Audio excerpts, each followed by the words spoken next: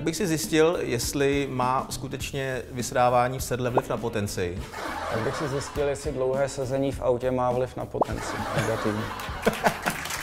Když jsem býval mladší, nebyl jsem z nejklidnějších. Teď už se to trochu zlepšuje.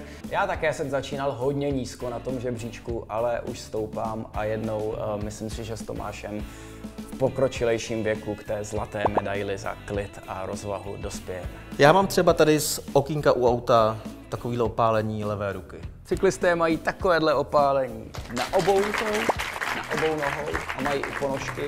U mě se to asi neliší, jestli sednu za volantem nebo do sedla, já si dávám pravidelně jak dopoledne, tak 2 kávy. Takže seš, Tomáši, nadějný cyklista? Ale ne. Protože cyklisté jsou závislí na kávě a já bych na kolo nevyrazil bez 2 dvojitých espres. Ahoj, guest. Asi se zdravit. Zdravím se. Mě třeba na kole, když jsem jel párkrát, tak mě nikdo nepozdravil. Asi tě cyklisté nepovažovali za cyklistu. Byli všichni lidi tolerantní a vůči sobě milí a láskyplní. Kdyby byly hladké silnice,